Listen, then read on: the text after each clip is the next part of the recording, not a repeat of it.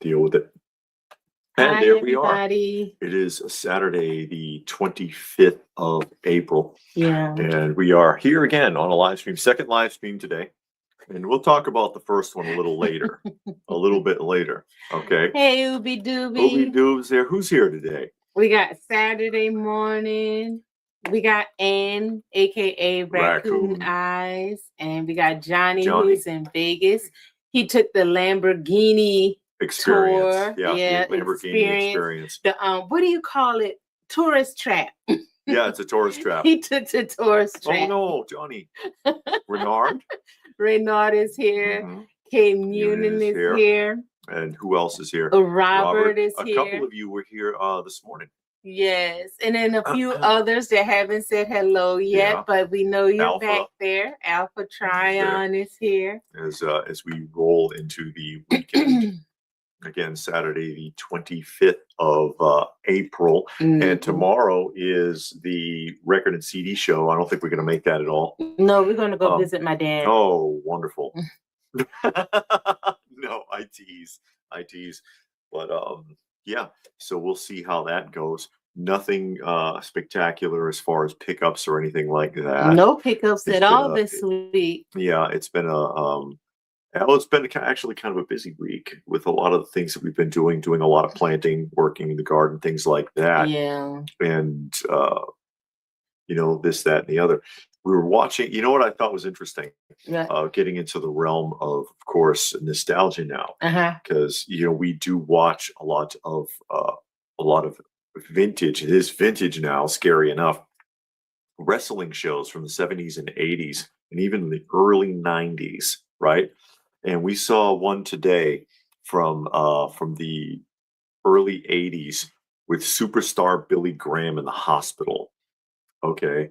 And it's like, yeah, okay, nowadays all the kayfabe and everything. So it's like, yeah, sure, he's in the hospital. He actually was. They filmed his hip surgery and they actually showed it on the air and they warned people graphic content. And I'm like, oh, how are they going to do this? And then they showed Billy knocked out on the surgery table and they showed his hip and they opened it up.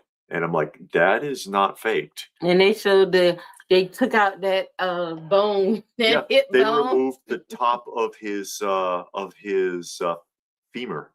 They actually sawed it off and pulled it out and then started grinding it down so that they could attach the ball joint. And I'm like, holy shit, they're really showing this. And I wouldn't have expected them to put that on network television, a surgery. Oh, they did warn you. They did warn you. No, we did not buy anything, K-Unit. We did not buy anything at Stellar Con. No, yeah. Oh, Robert's okay. Well, we'll talk about it. We will be talking about it here in a little bit. Hey, Pastor Rick. Pastor Rick's joining us. And Saturday morning said 2000s wrestling is now vintage. Yeah. Yes, it is. Anything up to 2005 because it's 20. Vintage is 20 years old and antique is 100 or more. Okay. Yeah, Robert's been watching a lot of old school Star Trek. All of it's old school now, though. Anything that hasn't come out in the last 10 years is old school. But I like the majority of it. Not a huge fan of the Next Generation, although it has its proper place. Mm-hmm. It has its proper place. The original, because it is the original. Mm-hmm. Next Generation's okay. Deep Space Nine I thought was better because they had a consistent plot. Mm. And they weren't really copying a lot, not as much as Next Generation did. Voyager had a consistent plot, and then Enterprise wrapped everything up. Enterprise explained everything that they never explained in the original series, and that's important. All the questions everybody had, they finally answered. Thank you, Pastor Rick. Pastor Rick made a donation to our kiddie pool, he says, our cat shelter. Always appreciate it. Ooby Doo wants to know our toy is going to be classic at 50. I think any toy can be considered classic if it's well remembered at the vintage point, because there are, you know what I mean? There are certain toys that everybody knows about, or that everybody has a nostalgic feeling about. Like you could call the original Masters lineup classic. Okay. Happy 80th birthday today for Joker and Catwoman that came out in Batman #1 comics 80 years ago. Oh boy. Today. Joker doesn't look a day over 70. Muna says, so who was the dude that kept approaching me? Did he continue after the earlier live stream ended? Yeah, I'll tell you. And there's JSS Brooklyn joining us. Hey, Brooklyn, how are you? I've tried, and I felt bad because I actually do know who that is. I do know who that guy is. Him and his wife are both like big Star Trek fans, and they have their own they have their own channel on YouTube. And God, he had spoken to me a couple of times, and I'm like, okay, I think it's if I can even remember now, the Starfleet something, Starpod. I think it's Starpod Log. Starpod Log on YouTube. Is that right? I don't know. And they are friends of Lou from My Meagle Like. And that's why he recognized me and he wanted to run up and say hi. And I knew who he was, but I'm like, oh God, what's the name of his channel? Couldn't think of it. It's either Starpod Log or Starpod Trek. And they were doing, I think they're from Florida. I could be wrong about that.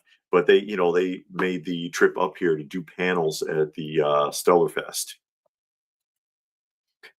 Hey, Spike. Yeah. Oh, Tom and Jerry here. That's an old school class. Yeah, Tom and Jerry. Tom and Jerry. I used to watch that when I was a kid, and it was modified from the original movie shorts because Tom and Jerry, Popeye, Woody Woodpecker, all of that stuff. Those were not for kids originally. They were not for kids, but they were modified for children. Most of the stuff we grew up with was modified from children. Even Johnny Quest was actually a primetime television show that they adjusted for Saturday mornings. So yeah, Munin wants to know what a kid's going to be nostalgic over. Everything. Nothing. Yeah, no, it doesn't seem like they have much right now. We talked about that. We actually did a video. Pokemon. Do kids even collect Pokemon cards, or is that adults? Do. Saturday morning said Droopy. Yeah, Droopy only had like 20 shorts. That's why they mixed them together with other shows. You saw him intermittently between Tom and Jerry, I think, because it was the same studio. But yeah, Droopy, I believe, only had like 20 shorts. Some of them are crazy, and some of them they would never show again. Like the one with him in the log cabin. You remember? I never saw no Droopy. We watched the whole thing like 2 years ago. You have seen Drew. You know who Droopy is. Cut it out. I know who Droopy is, but I mean, you always asking me about a specific episode of things, and I'm like, I don't know no specific episodes. There was a couple that they did that were kind of racing. Yeah, it was, but I don't remember. Shoot. But I didn't go there expecting to be all that enthused because it's a sci-fi show. And I ain't all that big into sci-fi. I just wanted to go walk around and look. And then my plan was to walk around, look, and then go sit down and wait. So I did exactly that. There's Blue Splash. Hey, David. How are you? Who we met at the Toy Lantern. Yeah. We met him a couple times. Missed the stream this morning, and Weekly Roundup was at a show today. Oh, you hope you had some good fortune at the show. Yeah, he did. Yep, that's right. Saturday morning, Flintstones, Jetsons, Top Cat, Rocky and Bullwinkle, Avon, all primetime shows. Yeah, they and modified for kids. And if you watch them, you can tell that by some of the jokes that they make. As you might recall, Rocky and Bullwinkle in particular made fun of the IRS quite a bit. They all made fun of taxes and made fun of having to pay taxes and things, stuff that would go right over a child's head. They don't understand about paying taxes. Did you build? Oh yeah, JS Brooklyn. Did you build the comic book racks Yes. Are you going to any conventions? Yes. Yeah, we go to several. We were at the Toylanta this year. We were at the Atlanta Comic Convention. Yeah. We were at one this morning. Yeah. And we will be going to others, and we do film them as live walkthroughs. We announce them on Fridays on our Friday show. Yeah. We announce the shows that are coming up, and we let you know which ones we're going to. Yeah. So or try to get to. Yeah, or try to get to. We can't always make it. Right. So if you want to see what's coming up now, we usually do like the Georgia area, dipping into South Carolina and Alabama. Mhm. So those are the ones. But if people send us, we put it out there because, sometimes you don't know what's going on in your area. So we like to just, let people know. Yeah. And David did build the comic book rack. Yeah, and you can see them back here. Those are the comic racks, and I built all of these for my lovely wife and I. And the 2-tier, we wanted it to look like how you would see in a store. And each one of those holds 7 short boxes without overstuffing it. Oh, Screw Your Feelings is there. Glad you could make it. And they were modified from these, which are the proper record cabinets, which I also built. I built them and she stained them. Yeah. And she wanted, again, because there were 2 of these in this room, but there were 4 more of these upstairs.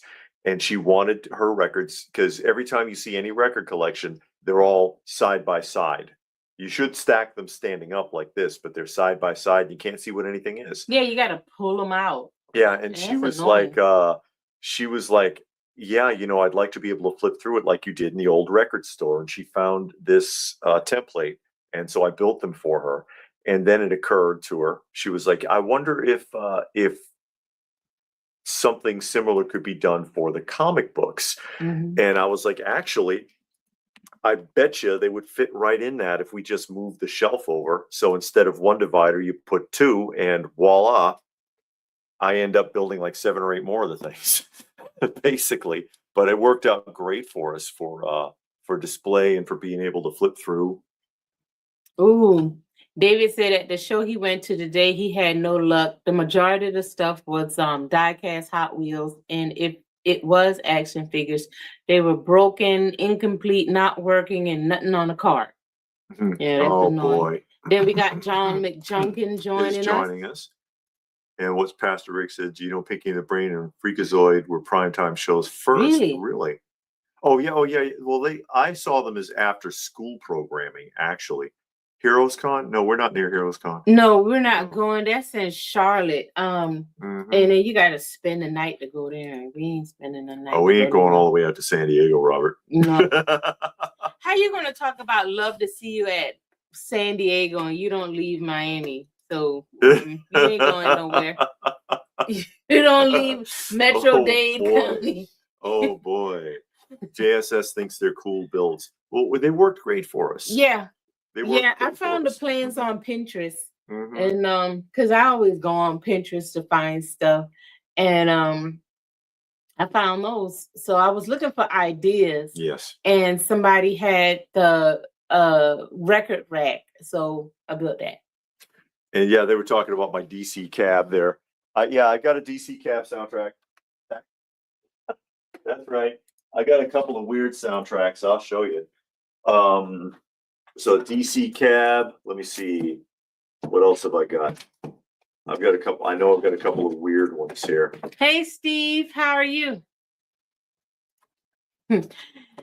Robert says he's been to San Diego when he was in the military. Okay. Yeah. Thank you, Screw Your Feelings. David getting some records to show y'all. Yeah, just to show you a couple of things real quick. As far as soundtracks are concerned. Yeah, he got his record collection is in this room. So that's the records you see is his. Mine's upstairs. But David's building on his little record collection. So he got it in here. Yeah, just a handful of I'm just going to pull out a couple of oddball things here real quick to show people that are just funny or cool or that they may have never seen before or forgot existed. Yeah. Oh yeah, here we go. That's a good one. Of course, because we do spin our vinyl too. You know, we actually played our vinyl records. And we try to listen to them as often as we can because we just like to hang out and relax together. There's your DC Cab with Mr. T. The DC Cab. And there's the Barbarian brothers were in that film. You see the twins, 1, 2, the Barbarian brothers. If you're a product of the 80s, you probably remember them. But there's your DC Cab. This is a good one. Disorderly Orderlies, the Fat Boys only movie, I believe. No, they were in what else were they in? that rap one? Crush Groove. Crush Groove. But no, were they with stars? Oh, yeah, I think that was Yeah, this is the only one I can think of where it wasn't a cameo or something like that. DC Cab, it was funny when I saw it in the 80s, but I don't know if it holds up now. Hello. Stoic Mexican. Stoic Mexican. Stoic Mexican. Do you remember DC Cab? Yeah. Disorderlies I thought was funny too, but you know, your tastes change over time. Yeah. So I could watch this now and be like, what the hell was I thinking when I was like 12 years old or whatever, and I watched this movie. And I remember the premise though is like they were hired to caretake for this old man who was really, really sick, but they're terrible at their jobs. Obviously. Well, the family hired them because they were purposely keeping the man sick. They were trying to keep him sick, but it had a reverse effect because they were so weird. Messed up. They forgot to give him his meds. Yeah, they were using the meds as poker chips in a game and mixed them up and couldn't remember what went where. Yeah. And then rather than hurt him, they gave him something else and he got better. Which one, Robert? Robert says he still thinks Police Academy is funny. There were 8 of them. Yeah, he think all of them was funny. Oh, no. And the cartoon? And the live action television show that only lasted like 8 episodes? Because it was a musical, wasn't it? No, that was Musical Cops. They had a show where the cops, it was a musical. They did. But it was cops. They did, but and that was a drama. That was awful. Or was it a drama? It was a drama. It was awful. Whenever they do a musical show like that, it doesn't hold up. Oh, yes. I know Kay Munin will love that one. That is the soundtrack to the original Star Blazers, which is fantastic symphonic music. The original Star Blazers. And this, of course, is the Japanese pressing. Very, very clean vinyl. I got this one at the Retro Toy Swap. Cop Rock. That was the name of the show. It. That's it. Star Wars, the London Philharmonic Orchestra. This is the very first album I ever purchased. Not this one, but I had to go back and find it again. I purchased it myself from Woolworths. You bought that? Yes, I did. When Star Wars was originally out, it was the second film I had ever seen. And someone from the Big Brothers Association brought me. Oh, that was cool. Yeah, that was cool. But you had a big brother? For a couple of weeks until my mother pissed him off, and then we got thrown out of the program. But don't ask. But I remembered that I had this, and I used to wear it out. And I was like, you know what? I want that album again. And I found the right one and tracked it down and bought it. Tracked it down and bought it. This one is awesome. Some of you may have heard this song. It's Pac-Man Fever. You remember the Pac-Man Fever song? I think so. And this is not an easy album to find now. Okay? This is not an easy album to find. And it is not a single. Okay?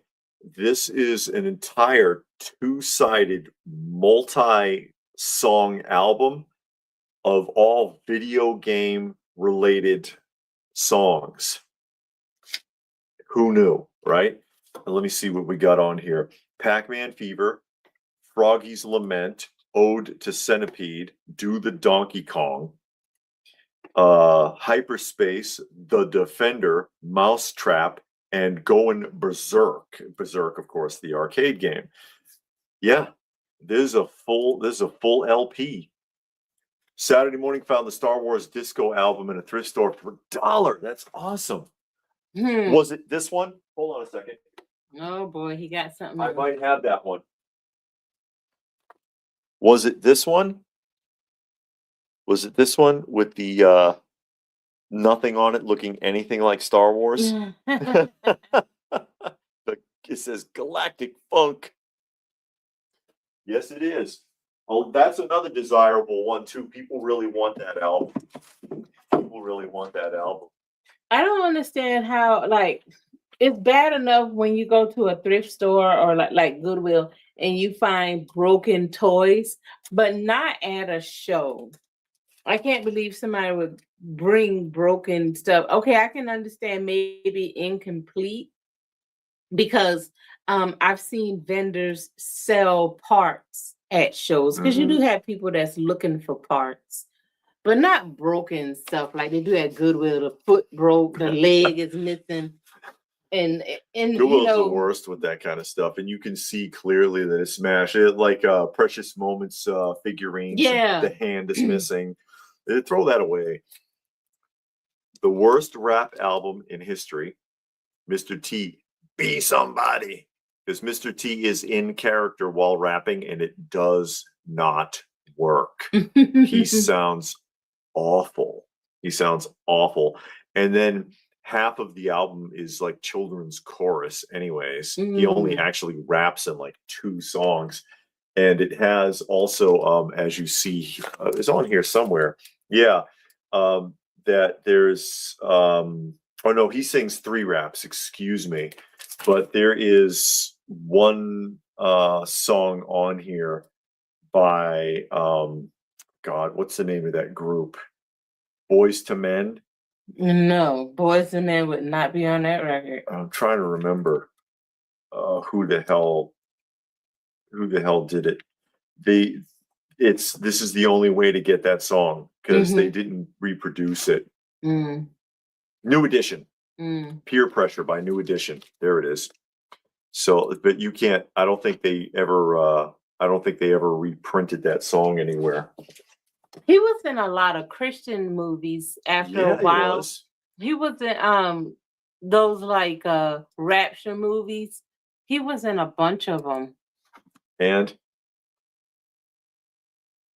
Rapping Rodney. Yep. As soon as you said that, he pulls it up. Rodney Dangerfield's rap album. Freddy Krueger had a rap album. I don't have the Freddy Krueger. Oh my God. But I do have Rapping Rodney. Hey Chris, how are you? Christopher's there. He had the music video where he's on, I think he's on in the witness box in court, Rodney Dangerfield. Oh boy. But he's just basically doing some of his stand-up to like a rap background music, essentially. Phyllis is here. Oh, yeah. Phil's Toys and Things joining us, talking about rapping Rodney. I get no respect at all, I'll tell you. He was in a lot of films too. And he was a terrible actor. And he would tell you, he was. I remember when, because he was the same person in every film. Yeah, he couldn't act. I remember him on the Carson show when he did the film Ladybugs, and he told Carson it was a terrible film and he couldn't act. He was like, "Oh, it's no good. I don't know what I'm doing." But you know, it might be a fun movie, but I don't know what I'm doing. He would tell you. He admitted it. He would admit it, which is interesting. It's interesting. And some of the films aren't bad, you know. Some of his films aren't bad. Rodney Dangerfield. Some of them are kind of entertaining. Tom Hanks had a rapping music video for Dragnet movie. Oh, please. That is terrible. What, the Dragnet movie? That Tom Hanks would rap. Oh, well, any of them. They ain't doing that, but you know, they all had like music, not CDs, but albums. And yeah, it's like, why was that a trend? And half of them couldn't sing anyway. So I don't know. But that was the thing back there. And Ooby Dooby donated to the channel. And we always thank you. And we thank everybody that donates, because it's very helpful to buy cat litter and to buy cat food. Yeah, we do appreciate it. We really do. Caddyshack and Easy Money were funny. I never saw either one of them. I saw Easy Money. Is Easy Money the one that where his mother-in-law was supposed to have died. It was in the will that he had to lose weight and stuff. Is that the easy money? Really? Crypt Keeper had a rap music video, and so did Baby from Muppets Dinosaur. I hated dinosaurs. That show's hard to watch. No, it said Muppets Dinosaur. Is that the same thing? Weren't those Muppet production puppets? I don't know. On dinosaurs? I don't know. I remember Galaxy Express, Robert. Yeah. Now, this is the definitive album right here. And the Bee Gees did have something to do with this album, actually. I know that Robin Gibb. Mm-hmm. Robin Gibb does two of these songs. Sesame Street Fever and Trash are directly, Christopher says I'm correct. Mm-hmm. Yeah, Joe Pesci was in it. That's right, as the greasy friend. Oh, Jim Henson did that? Oh, okay. So. Wow, that was awful. I mean, I used to watch that show. But we tried to watch it again, and I'm like, God, this is awful. It was hard to watch. Yeah, it wasn't very good at all. It was really bad. And I'm like, oh wow. I remember watching that when it came on. I don't know if I liked it, but I watched it. And back then you didn't have a lot of options. I don't know if we had cable then. We didn't have cable for a long time because I lived in the middle of nowhere. Mm-hmm. So we didn't have cable a lot. So you was just at the mercy of network TV. This one still has the booklet, by the way. Oh, okay. That's pretty cool. This one is still sealed. This is factory sealed. Sesame Street Gold. Some of their songs actually charted, like Rubber Ducky and stuff like that. Actually charted. Hey, Richard, thanks for joining us. Now the party can start because Richard's here. Oh, good. I was worried. So you're not Buzz Killington? You know when Buzz Killington comes in the room and everybody wants to go home? Christopher says, thanks for videotaping the show this morning. That's all right. I will address that. I know people are curious about what happened. Here's one you never see. Records by Captain Kangaroo. Oh boy. Who remember? I mean, Captain Kangaroo has just faded away into obscurity. Strawberry Shortcake had a rap record. Really? I think I have I know I have the Mickey Mouse. That's the Mickey Mouse. Just go right there. Yeah. How's that? I do have a couple of Strawberry Shortcake records, but I don't remember any of them saying that they're rapping. But I don't know. See, speak of the devil, right? Mickey Mouse Disco. That's a classic. Or you might just want some Christmas disco.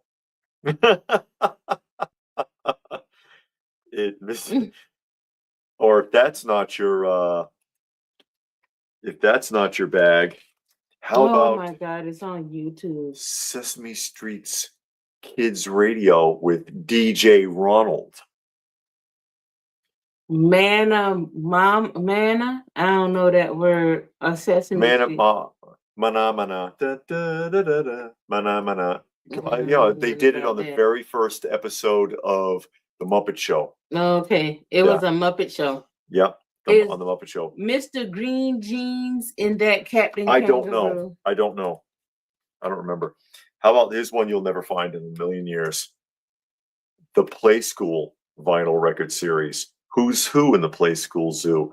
I don't know. Let's listen and find out. Oh my God. Oh boy. Oh boy. And here's the heartbreaker. You want to feel misty? Put one of these on. Any Mr. Rogers neighborhood and listen to him just talk and then break into a song, and it'll bring you right back to the mid-70s. It's incredible.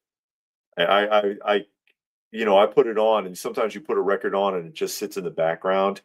But yeah, I stopped what I was doing and listened to it, and I was like, my God, I remember all of this stuff. It's crazy. It is crazy how you talk nostalgia. Mr. Rogers is highly underrated. Mm-hmm. Robert says Galaxy Express always confused him, but he really liked the show. and DJ Ronald McDonald. That's right. Put the needle on the record. Did they ever have a Looney Tunes album? I don't have any. I think I got some. Spike Official?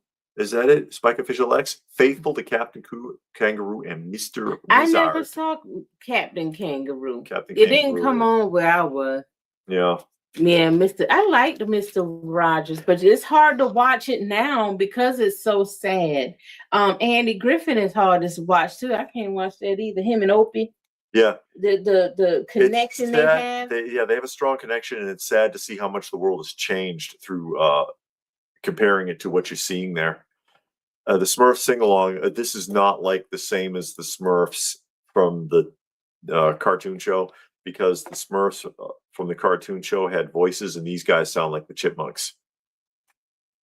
Yeah, Boxer, see, look at that. He's like, oh my God, Mr. Rogers. Yeah. But it's so weird. I mean, Mr. Rogers, Andy Griffin, they're all real good shows, but it's for some odd reason it's hard to watch and listen to because of such a strong connection that they have.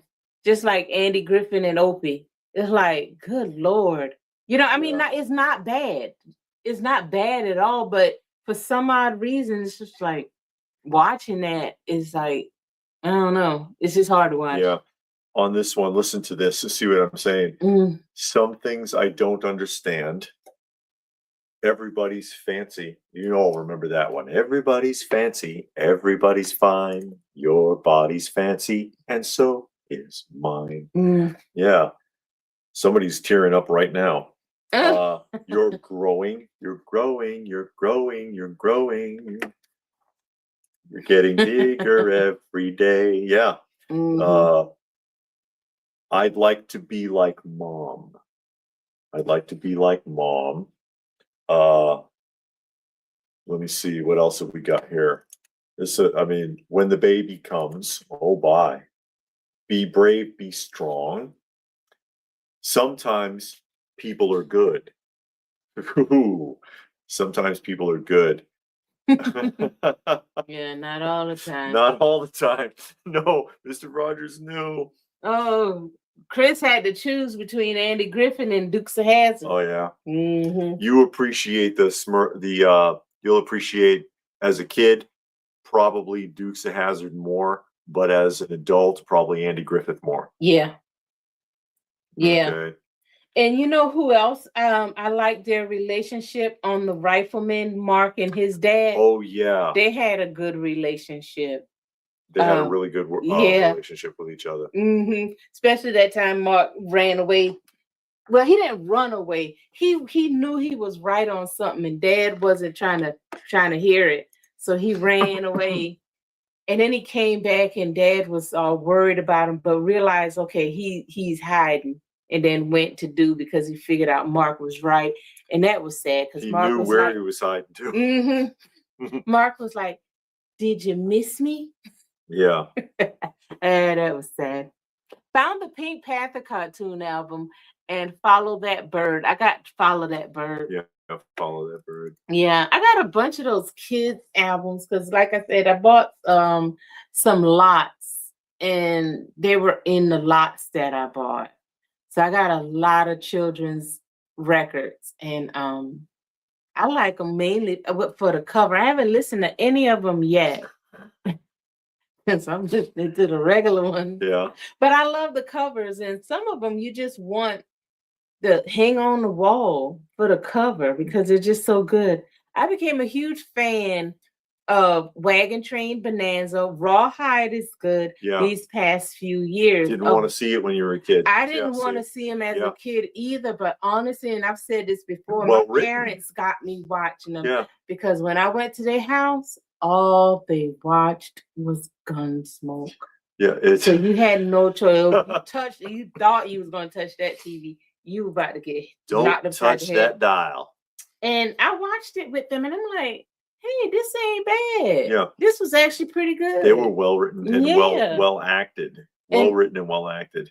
And then when she got to the nursing home, her roommate watched Rawhide. And I'm like, oh God, come on, you gotta be kidding me. But then I sat there and watched Rawhide. I'm like, man, this is pretty good. There was an interesting bit of trivia about Rawhide with Clint Eastwood. He kept his clothing from that show. So he still has his costume from that show. Oh, Rawhide. I Yeah. was thinking about Mark and No. the rifleman. Clint Eastwood. Yeah. He was in Rawhide. Still has the outfit from Rawhide from when he was Rowdy on Rawhide. They made it seem like he was the star of the show. He wasn't the star of no show. Well, it was the trifecta system, same as like a lot of shows in those days. There's 3 main characters. Mm-hmm. It was Clint Eastwood as Rowdy, Wishbone, and Mr. Favor on that show were the 3 main characters. So the show would center around one of the 3 of them each time, kind of like the original Star Trek.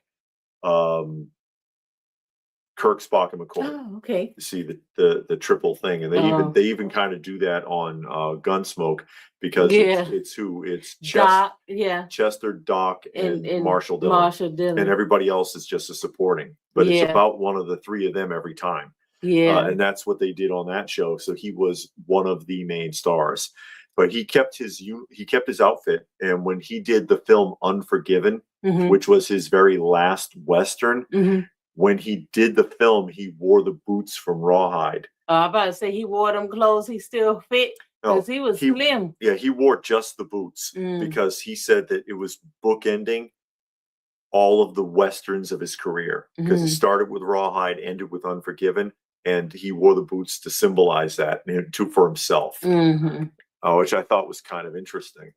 But you know how people steal stuff off of sets. He stole his boots. William Shatner stole his toupee. William Shatner wore a toupee? On the 60s Star Trek, he was already losing his hair. Oh, really? And the toupee that he had, they didn't like. And so they said, listen, we're going to pay for a really high quality toupee for you for the show. And he stole it. It looked really good, I guess. He stole, apparently, as I recall, he might have stolen 2 or 3 of them. Took them home. It's funny how stuff just kind of comes home with you when you're the star. If I was on the show, I think I'd take a couple of things too. Maybe. Saturday Morning collects vintage cartoon and movie kids books and cartoons and movie-based albums. We got a lot of that stuff. Yeah, I like collecting those things. A lot of it because I didn't have it as a kid, didn't see it as a kid. Highlights we get, and I only ever saw highlights in the dentist office. And we got a ton of those. And we got a ton of them. And very like nostalgic. A lot of the cartoons, I never saw the cartoons. Yeah. So we watch a lot of cartoons now. And half of the cartoons that we watch, I've never seen growing up as a kid. We only had like a few that came on. Because again, I lived in the middle of nowhere with no cable. Sure. All we had was network TV. So you only watched what was there. And they played like the main things. Masters of the Universe, G.I. Joe, Transformers, Thundercats. So you watch that. But the other stuff I never saw, even heard of. So I like having them and collecting them and that kind of stuff. Love the Rifleman too. My favorite was with Michael Landon, Becomes Good because of Rifleman. He was like a punk. Oh, he was on the Rifleman? Yeah, before Bonanza. He was like a punk teenager in an episode. And Mark's dad straightened him out. Yeah, sure he did. Oh yeah, I saw that post on Facebook. Yeah. I don't know if it's true or not, but yeah, I hope he did find a tendril for $2.99. I wish I would. the Goodwill here, they would have sold that for like $80. $800 Goodwill. It's just some of the prices we saw. We saw today. It was a decent cabinet. Okay, we went to a Goodwill on the way home. One of those old like display TV cabinets like you put in your living room and you put the big screen TV in it and close the doors. They had $500 on that damn thing. I'm like, who's gonna buy this? You know, it's obsolete. It is very obsolete. I see them on Facebook Marketplace for $50. You know.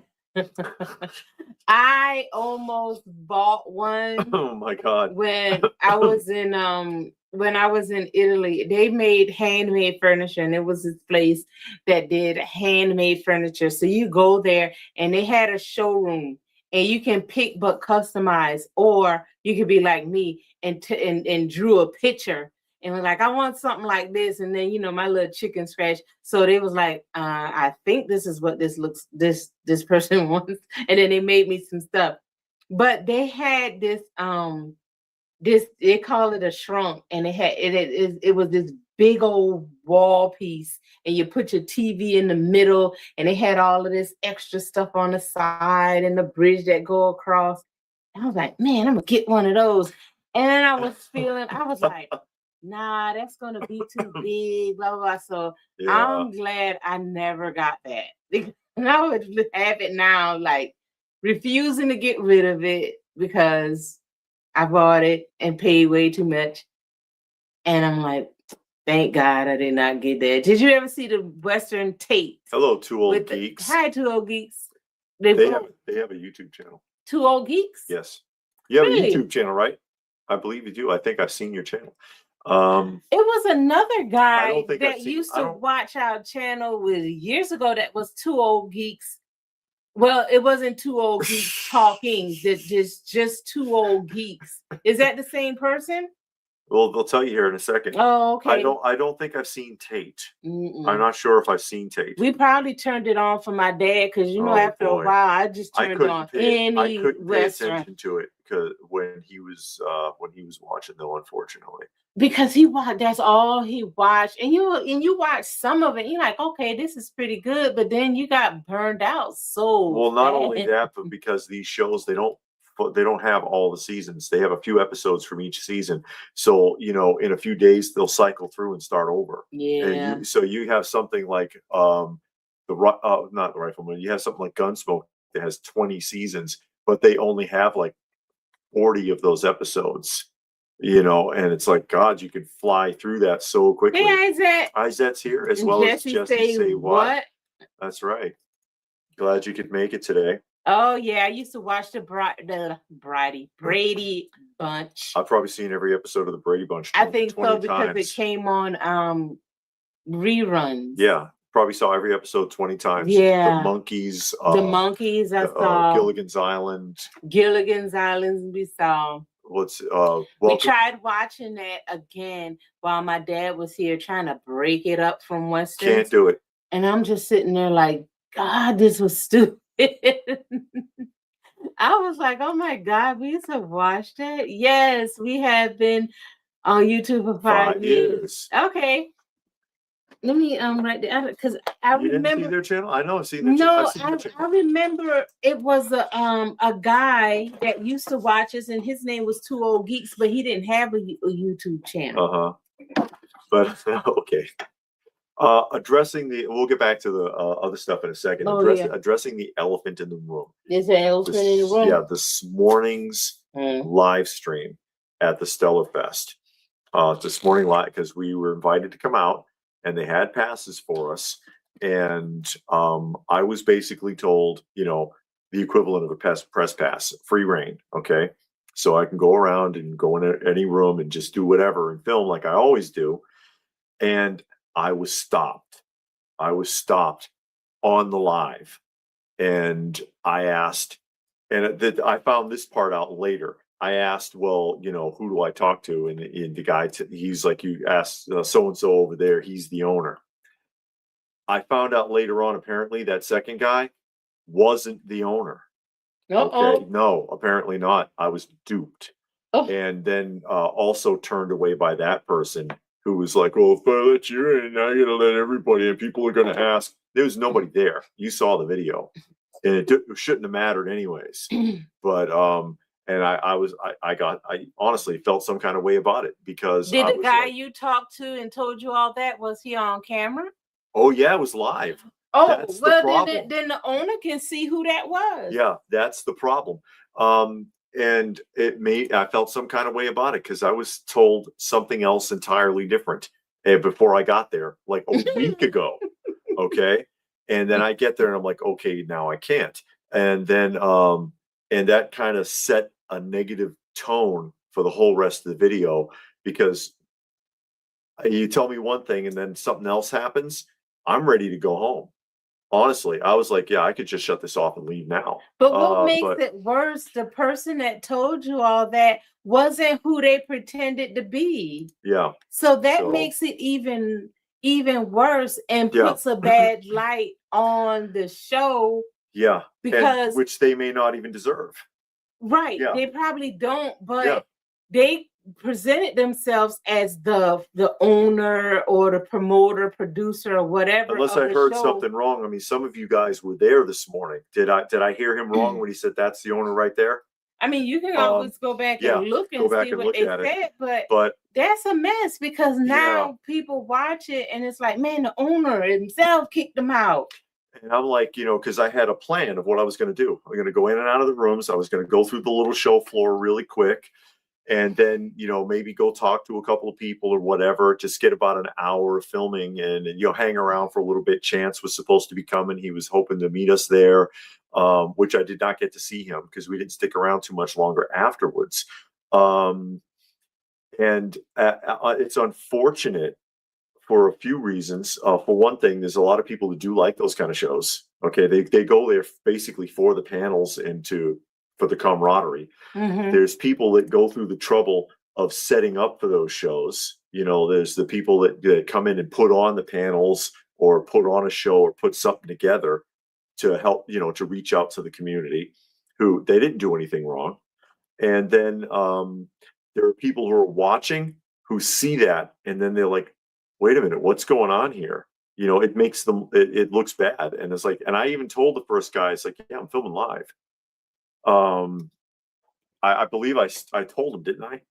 I think I did, but still, it doesn't look good. It doesn't look good, and it's unfortunate. Like I said, because there are people who do enjoy those kind of shows, and there are people who put in a lot of effort. The people who do the panels and stuff put in a lot of effort, and so hey, Logic Blast. Logic Blast is joining us. Glad you could make it today. We're doing all right.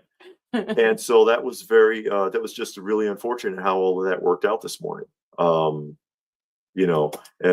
might have stuck around a little bit longer, but otherwise, and I like I said, I got to feeling some kind of way about it because the vibe was just kind of ruined for me. But that's so sad because how you start your day off and you're like, okay, it's gonna be a good day. We're gonna do this, we're gonna do that.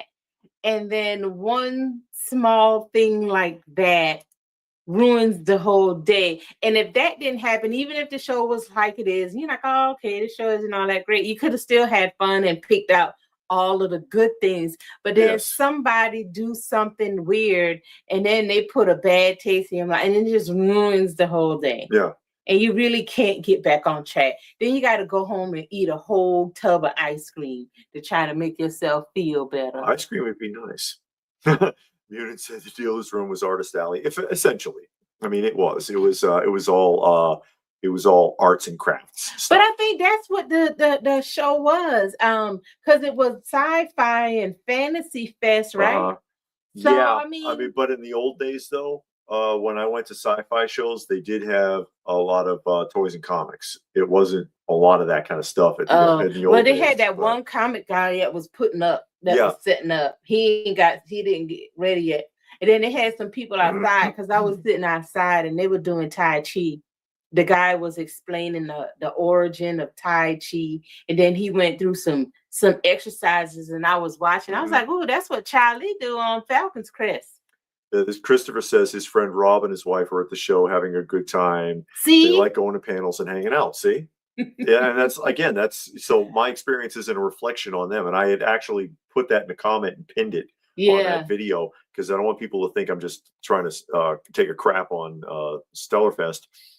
But like I said, it doesn't take much. Sometimes it just the whole tone was thrown out in left field when again I was told one thing and then something else occurred that just I was like, oh geez, all right, what the hell is this then?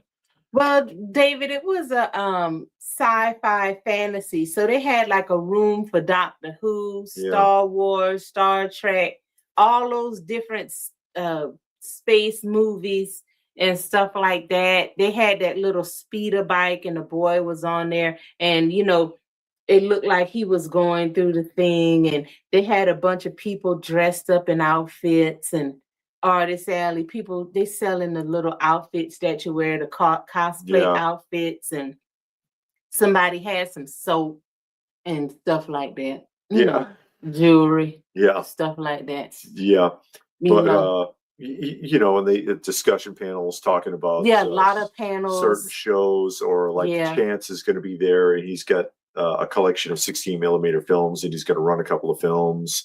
I believe the passes are $40. Christopher, that's correct. I think that's right. $40. So there you go. I mean, like I said, I know a lot of people were asking, and I don't want to put down the people that were trying to put on panels. I don't want to put down the people that were attending the show that that they like that kind of stuff. Yeah, you know, that's their bag. But that, like I said, you know, sometimes it doesn't take much to just kill the mood, and that's what happened to me today. Same as like at the ATL Comic Con. I wasn't thrilled with the ATL Comic Con either, but man, I did the full walkthrough. I did the full walkthrough, and I talked about it. Oh, Build to the Clouds is here. Says he's had situations like that before. Sometimes volunteers or vendors, someone too aggressive or weird or on a power trip. Certainly. And but at the ATL Comic Con, somebody felt some kind of way about it. You got yelled at it. Yeah. I was approached twice by security, telling me not to turn my camera in a certain direction. Oh my gosh! I'm wearing a press pass. What the hell? Why'd you invite me to come out here? You asked me to come and offered me press passes, told me to do whatever I want. Now you're telling me to move on. And from that point forward, I was just like, what am I doing here? You know David always gets yelled at. I never do. You know why? Because it's not a always. Difference. It's because you're not holding the camera. Not anymore. But when I was holding the camera, I never got yelled at. I never got yelled at. Shows like that used to have figures and comics. I don't know what the stuff in that dealer's room was. It's becoming that way, and I've been watching a lot of YouTube videos talking about that because instead of comic conventions, it's becoming pop culture conventions. So they want to merge all of the nerd culture together in one and have them all in one place, but all the nerds don't want to be in one place at the same time. They don't want to be a lot of them don't want to be around each other. No. As a matter of fact, a lot of Christopher's got to go. Oh, well, thank you for stopping in. Certainly. We truly appreciate it. But a lot of the people who are dedicated to a specific function within a convention. He did have on a crown. Blue Splash wanted to know if I had the crown on. I was wearing the crown. And I got recognized a couple of times. But you know, but anyway, the people that are going to, like, say, I want to go to a comic show, I want to look for comics, they don't like the cosplayers. They're in the way. They don't go there to buy anything. They go there to stand around and look cute and hope somebody asks for a picture. But that's so weird. You spend $40, $50 to stand around. Yeah, basically. And then toy shows too. It's like, excuse me, can I get in here? You know, a lot of those people,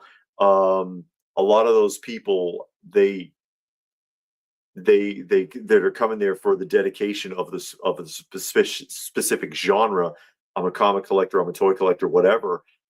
If you're standing around trying to look cute in a cosplay costume, you're in the freaking way, and they don't like that. It's crazy. I don't mind if you want to stand around, but do it in the lobby, not in the middle of the aisleway where people are walking. Which is why some places have a designated spot, which they did do, because you saw all the guys in Star Wars cosplay were standing in front of one banner. Yeah, they were all in one spot. So if you want to take a picture with somebody dressed like a speeder bike guy or whatever, or Mandalorian, that's what they did. And I've seen that. So there you go. Bill to the said, Cloud says, glad to see I'm not the only one who gets in those situations, make you want to sulk or have a pity party for yourself or be away from people. David, can you please stop pointing your camera at me? No. I refuse. Booby Doob says, if the Kentucky show interests you, I live 30 minutes away and have a spare room. Oh, wow. Well, we appreciate that. Which Kentucky show is he talking about? The Kentucky Kentuckiana? Mm-hmm. Oh, yeah, That's the one Ace is talking about. Ace recommended that. Ace, all good. Is that on I-75? How far is that from Noah's Ark? Because I've been to the Ark Experience. That was great. I went when it first opened some years ago. We were still living in Illinois when I went. It was in the middle of nowhere, and they didn't even have hotels around. So we had to stay in Louisville. So we had to stay somewhere. It was like 45 minutes away. And we went, me and my mom went to the Noah's Ark, and that was great. And I always said I want to go back and I want to take David. I think he'll like it. It was a lot of fun. And I know it was finished, but they were still working on one room, and then they were doing the zoo. The zoo wasn't finished yet. And they were working on, I think, like some zip lining or something like that they were doing. But yeah, that was a good thing. Two Old Geeks collects comics and toys and cosplays with his wife. Yay! He says that she makes a good Xena and he's a good decent Gandalf. Just don't mix them up. Gandalf is the old guy with the beard. Yes. Okay. From somebody. Lord of the Rings. Yes. Hey, I got the Lord of the Rings part. Yeah. Unit says a good line is, if you don't want to be on camera, get the hell out of my way while I'm filming. Well, usually. Hey, David. How are you? In this day and age, you don't see that often anymore. Where people are so accustomed to people filming all over the place. Usually, no one says anything at all anymore. But also, they will duck. If they don't want to be filmed, they'll duck. And I'm like, I didn't get you. What? Oh, yes. David says that he got a custom Mr. Rogers and a castle coming, and he wants to unbox it on the channel. Oh, that would be great. I would love to see that, especially the castle. Are you doing just the castle or the whole town? Because the first stop was the castle, then you went around to the owl, then you went around to the clock, and then the last people was the platypus. Right? It was more than that, but but those are the ones I remember. Well, I know, it was more. X the Owl's tree, the Daniel's tree, clock, then the clock, the platypus's mound. That was the last stop. No, Lady Elaine's or museum go round, and Cornflake Especially's. I don't remember Cornflake that one. Especially's factory, which I think was actually on the left side of the castle. Oh, I don't remember that. So the Robert, if you go to the convention, the cat convention, take some pictures and put it up on Facebook so we can see it. Bring me back a Maine Coon. I would. I-65 Ark Encounter is a decent distance away. It does have great music in it. They had the it wasn't like a restaurant, but they had like a place that you go eat. I guess it is the restaurant. It was only one, but and then they have like a buffet. You go around and you pick what you want. The food was really good. Oh, just a castle with a working trolley. That would be really nice. I would love to see that. Yeah, Saturday says 90 home video of YouTube of a high school student at school. Everyone's shy to be on camera. How things have changed. Yeah. People just gotten used to it because now everybody's got a video camera built into their phone. So you're getting filmed all the time, anyways. Everybody's spying on you. Yeah, you walk down the street. You've gotten used to it now. People have gotten used to it now. So it's especially at the shows. Hell, you get people that what's funny though is when you corner people though, they used to you walking by with it. But when you corner them and they get nervous, like they're going to do something wrong and start sweating, like, is this live? I get people all the time like, hey, I'm gonna film you. Tell us what you got. They were like, "Oh, you want me to say something on TV? What do you want me to say? Just tell us what just you talk, got." man. That's all. Forget there's a camera. Just talk to me. Yeah. Yeah, basically. That's about how it goes. Thank you, Robert. Robert made a donation to the channel. Always, always appreciate it. All the help we can get. Again, taking care of our little shelter cats, our little shelter friends. They're my friends. They are not pets. Oh, no? No, I don't think of them as pets. I think of them as my friends. Somebody's got to be their friend. They can be each other's friend. I'm Miss Kitty's best friend. Yeah. I'm Granny Smith's best friend. Yeah, she like to lay on your foot. Yeah, she does. Everywhere if I stop, I could be walking, and if I stop, she'll come out of nowhere and lay down on my foot. No. And it's like, oh God, give me a break, Granny Smith, move. You know, I don't want to like kick her or step on her by accident. What does Saturday morning say? Our city just had its big con last week. And sad to say I couldn't go this year, having to help my sister move stuff. Maybe next year. Found some great 80s toys there. Got a Dragon Walker He-Man vehicle. Does it work? That thing is slow. God shows that. Hey, Patrick. And now you can hold that over your sister's head. Yep. You know I missed that convention. Because I had to help you move. Because of you, I lost my chance. You owe me. I had a feel-good night of this nostalgia a few nights ago. Watched Mr. Rogers reading Rainbow about ancient Egypt and Shining Time Station. Remember that show with Ringo Starr and George Carlin? That's right. And who else? Alec Baldwin. Alec Baldwin was also a Mr. Conductor. There was 3, right? I remember Shining Time Station. Shining Time Station was funny.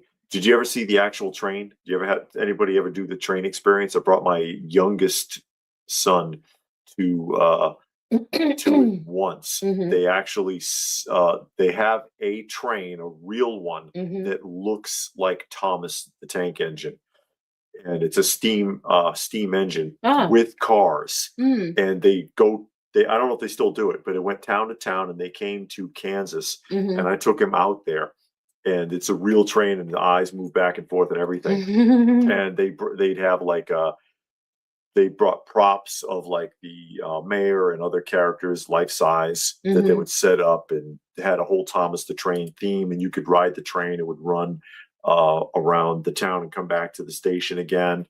That was really interesting. That was really interesting.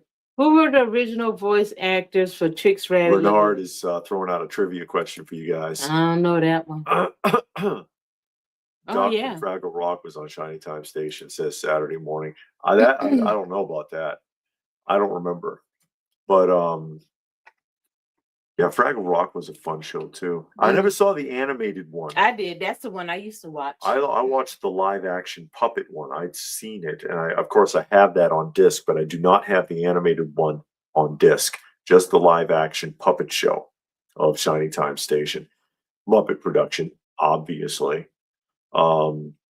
As well as the first 3 seasons of the Muppet Show, but I don't think they ever put the rest of because 5 seasons, right? I don't think they ever put the other 2 seasons on disc. They had a lot of problems because of all the guest stars. You know, everybody wants a slice of that pie. That's why it took forever for Batman 66 to get out on disc. Everybody wants a piece, and you can only make it so freaking expensive, and then it just gets stupid. You know what I mean? You had to wait till everybody die out. No, then the family wants a piece. It's not that simple. It never is. Or WKRP, they made that mistake though, where they originally released WKRP on disc. They had changed all the music because the original show used real music, and then everybody complained about it, and so they had to reissue it with the actual music back in, which was more expensive. And then same problem with Miami Vice, I think, and they used lots of popular music from the time period. The soundtrack, if you had a full-on soundtrack, it's like what's what of the 80s, really. It's pretty good music on a lot of it for the incidental music, and they'll play often the whole song on Miami Vice. They'll make it's like a little music video. It's crazy. That's a cool show, though. We're watching It that is. now. We are We're watching watching that that right now. now. It's a pretty well written show. You know what was surprisingly good? We were watching it today.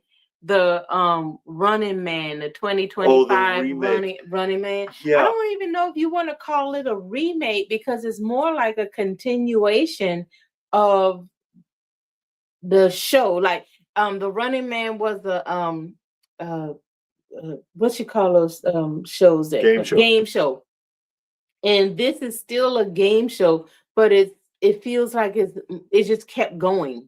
You know, it's more technology like they involved. changed the show because originally you were forced on as a prisoner, but then now you can volunteer for to be on it. They're still doing all of the lying and cheating and all of that. But it was actually surprisingly good. We still got like 15 minutes left on it to watch. Yeah, we stopped because we had this scheduled. But yeah, hey Johnny. It's not bad. You know what the trick is? Don't think of it as the Running Man, because in your mind you're going to compare it. You're going to sit there and try to compare it to the original. And the original is really good in its pocket.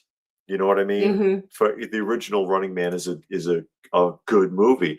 But this is also a decent, it's not a stellar film, but it's a decent enough film. The story is good enough. Yeah, but you can't compare them to each other because they're different enough. Yeah, they're different enough. And I like that they didn't try to say it was a reboot or a remake. It looks like time just continued going. The show kept going. And you know, they changed the rules. They changed how you get on the show. Like he said, you volunteer now to get on the show. And then once you get there, they make up this story about something you did, which you didn't do. But I think it's pretty good. When is the next Powder Springs swap meet? That's in June. Yeah, it'll be the first Saturday of June. Built to the Clouds, first Saturday of June. Oh yeah, no 80s Running Man figures. No, they did not. But we'll probably be at the retro toy swap because we go to. I don't think we've missed but like one or two of them. But we usually have a lot of good fortune at the retro toy swap. You know, finding things because again, they're not traditional dealers at the retro. It's mostly people who if they could afford to set up a table at another show, they would go, but they don't want to pay $450 for a table, but they can pay $20 at the retro. Yeah. You know, so it works out pretty well in that regard. And you find a lot of great deals. You find people bring stuff out that you never see because again, they're mostly not vendors. There are vendors there. Yeah. But mostly they're not vendors. Yeah, they're mainly just people clearing out their own personal. Getting rid of stuff, and I found some great deals there. I found my Johnny Reb cannon there, my Remco Johnny Reb, and it's like, and I've never seen one at a show, at least not intact. But this is 100% complete. It looks like it's never been used. You know, it's like wow. I have found some great stuff there for incredible prices. Muni lives in Miami and it's nothing like Miami. The beaches are nasty. High rent areas are overgrown and riddled with potholes. Well, you were supposed to be there in '84. That's why. I like Clint Eastwood. Which movie star would you want movies from? Harrison Ford, Schwarzenegger, Clint Eastwood, Chuck Norris? It depends too, because some of the films are better than others. Those are all good action stars. Steven Seagal. Oh God. I like Steven Seagal. I don't know why he get a bad rap. His movies are good. Because in real life he's a prick. Nobody likes him. I bet you they didn't think that when he was on Cops. Oh boy. Everybody knew him when he was on Cops. Pre-overweight hair plug Steven Seagal films are better. When he gained 150 pounds and then got that widow's peak sewn into his forehead, then those are hair plugs. He could have changed his hairline. Oh, he changed his hairline. He was already going bald in his first film. His hairline was all the way back here. Yeah, but I mean, you know, he didn't have to dramatically put in that widow's peak. He could have kind of evened it out and did something else right there. He didn't have to like drastically make this like arrow or airplane going down or something. Whatever he was doing, he used his inner chi to make his follicles open back up. Woosa, woosa, and then the hair is like ping, ping, ping, like that. Mm-hmm. Is that what happened? What's American Ninja?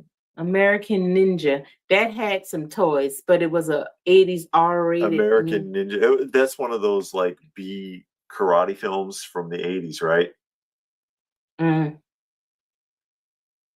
Oh yeah. At the antique, at Martin. Yeah, he had to cut down. Right. Yeah. Because of the complaints. Because the complaints from the antique mall. Yeah. And it's like, which I've talked about that on the live stream actually when I was out there and found out what happened. Because he has as many as 80 people want to get in there, and they were like, no, you need to eliminate a whole row because we need the parking. And it's like be out there. not like that. And it's like, yeah, but these people are coming into your establishment. So it does boost the business for the antique mall itself. And it's only once every 2 months. But the last time we went, the bathroom was conveniently broken. It wasn't broken. They had a sign that says bathroom for patrons only. When we were outside, they said the bathroom wasn't working. That's what the sign on the door said. Bathroom will be for patrons only, because people, they go to the show and they want to use the toilet. Yeah, and there's been a line every time. Not the last time, because they wouldn't let him in. And I'm like, ooh wee, they're really gonna kill it. It'll get to a point where he may end up having to move the location, and then that could hurt the show. I mean, because if he moves the location, then people expect it to be there. That's why the guy who runs the Atlanta Comic Convention won't budge from that hotel, because people have been coming to that spot for like 30 years. He doesn't want to move. Steven Seagal moved to Russia. I know he was the ambassador, and he was like the only person for a while that could talk to Putin. You remember that, Seagal? No, I remember something like that with Dennis Rodman in North Korea. That he had gone. Seagal too. He didn't go to North Korea. No, Russia. I remember him going to Russia. I don't remember him being like a goodwill ambassador to Russia, though. But I do remember the thing with Dennis Rodman and Kim Jong-un. And going and I know flying that. Back and forth. Yeah, I remember that. Sorry, Michael, somebody had a bunch of sequels in the 80s. Yes, they are cheesy. Oh, I never heard of American Ninja. Is that the one that has Lee Van Cleef in it? Lee Van Cleef is supposed to be the ninja? No, I live near hospitals. Oh, okay. Steven Seagal. Oh, boy. Ooby Doob's talking about the executive decision. He was on camera for like 3 minutes. He had a bit part in that film. Oh no! Yeah. Why y'all gonna rag on Steven Seagal? Because nobody likes that guy. Nobody who works with that guy ever liked him. There's people that talked about, oh God, what is his name? One of the actors was saying that there was a lot of complaints. He was in a film with Steven Seagal, and a lot of complaints with the stunt coordinators because he's extremely rough on stuntmen. And he was like, and you're supposed to, stuntmen are supposed to work together and protect each other. And he's being really brutal with them. And they asked him, was he brutal with you? And he was like, no, I'm an actor. I'm not a stuntman. Hey, Stone Sour. Stone Sour made a kitty donation. Thank you, Robert, we do the comic posting once a month. Because we change out the comic rack at the beginning of the month. So wait till the beginning of the month, and then you'll see it. The comic book rack, which is right over there, that we have, and my wife has 2 sides, and I have 2 sides, and we fill it back up. We take everything out. We only put 1 book on each slot, because we don't want to bend them up, and then change it out once a month. Although sometimes we are late. Sometimes we are late with it. Depends on what's going on. I know this last time we were late because we were still working on putting up the slat walls. But Robert, if you live near the funeral home, You won't have to listen to the ambulance coming in the middle of the night with their sirens blaring. No, you won't. Although It'll be nice and quiet. sometimes in the afternoon, traffic might be blocked. Yeah, because they're having a funeral. They have a funeral. It depends on how well liked the person was, because sometimes ain't nobody there. Yeah. Sometimes nobody's there. It's all set up, and there's 3 people in the pews, and sometimes there's like 500 people and 80 motorcycles out there.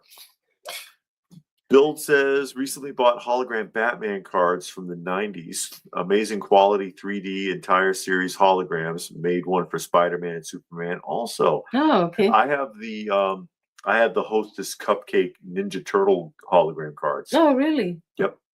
They only had 4. No, K Munin. That's so mean. He is out of shape now. He gained a ton of weight. I wonder what happened to him, because wasn't he like a professional martial art person? According to him.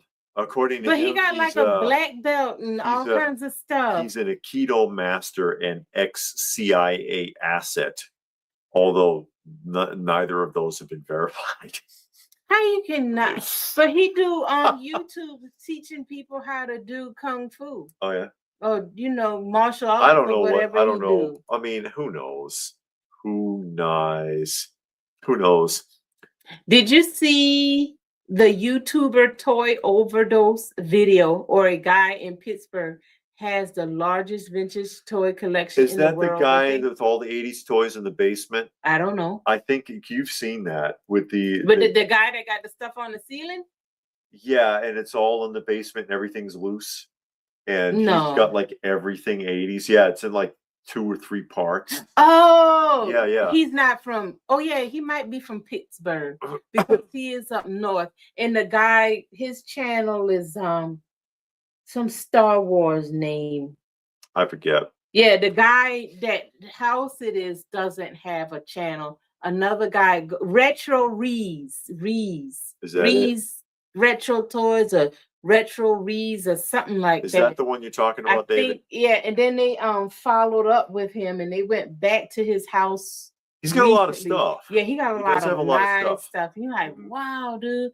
We seen that because they put out the video some years ago. It's a shame it's in the basement, but I mean that's it's what he has. And what do you mean? You got stuff in the basement? No, but I mean it looks like the basement. Don't say things like that. No, I love 90s comic cards. He's got a great setup. I mean, he's got a lot of nice stuff. He's got a lot of really nice stuff. New X-Men cards in 2018, $1,000. Nah. It's set on eBay. Okay, yeah, that's him. Okay, his name is Chad. That's right. Okay. Yeah, we saw that, and I saw the updated video too, because like I said, we saw the original one that came out some years ago, but then the guy Retro Rees or whatever his name is, he went back more recently, and we saw that one too, because the guy updated a couple of things. Yeah, he does have a pretty impressive collection. He does. He's got a lot of 80s stuff and some stuff and some things you don't normally see. So I'm not taking anything away from him. He's got an impressive collection. Yeah, he really does. He does. Because I watched all of the videos and I'm like, man, that's nice. Yeah, but it's all loose. I think he got a handful of things that's on the card. I recall it being mostly loose. It's mainly loose though. Still, I like toy collection videos. Love seeing people's collections. I like watching them too. Yeah. Oh, he has the Black Star chip unopened in box this Saturday morning. Interesting. Yeah, Reed's Retros is friend with. Yeah, that's his name. Or Poof. Poof, Goof, something. Yeah. We got to do when we get set up. When we're finished setting up, we'll do a tour. We're gonna do a tour when we get ready. When we done. Yeah. I mean, it's gonna be a minute. Still it's gonna be a lot of work. It'll get done when it get Robert done. asking right now. Yeah. Collections rooms 2 and 3 coming. Coming. It's getting there. It's getting there. Again, it's still a lot of work. Even just setting the stuff up. I mean, all the slat walls are up now. Stuff is on the shelf. It's just I don't like it. So, she wants to rearrange a few things. Yeah, because you got to put it up and see it to know how it goes. So everything is up. So now I got to put it where it needs to go. I think the second room has been designated as a pretty much Masters of the Universe room though, and I think that's just about done. And Ooby Dooby knows of one collecting channel that is Billy Diver. Really? Billy Diver. But I could do an independent video at some point of just the Masters room, because there's some people that may want to see just Motu stuff. But and I can break up other videos, but for a full on museum tour, including this room, we're not quite there yet. Although the rooms are finished physically, though, we just gotta finish getting things organized. We're not gonna have no completed anime room. Are you making it one franchise or various franchises? What are you even talking about? The Masters room? Yeah, because she's got the original Mattel Masters of the Universe, the 80s stuff. She has 200X. She has Maddie Club and Super 7 in that room. So yeah, it's a variety of franchise, and she has some Funko stuff. Which I really like the what the hell are those things Hikaris. called? Yeah, the Hikaris. The Sofubi ones are pretty cool, and some stuff like that. Some odds and ends. But which, of course, my favorite will naturally be the 80s ones.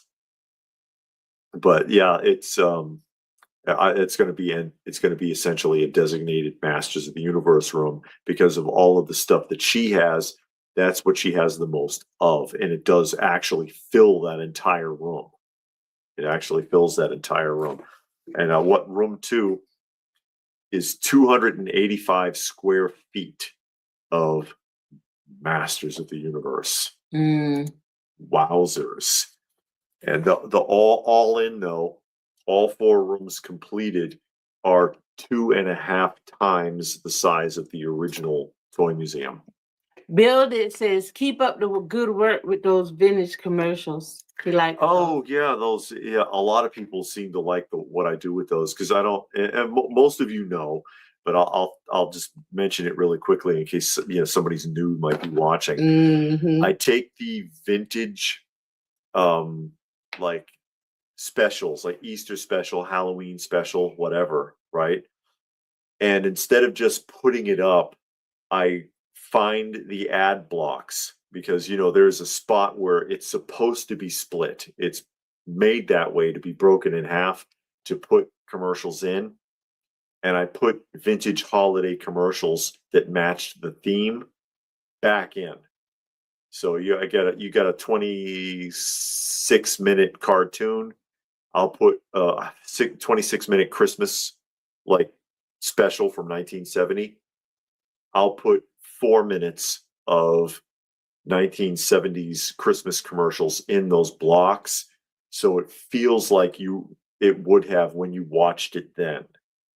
And a lot of people really like that. No, Robert, it's going to be different things in the room except for that one, like we said.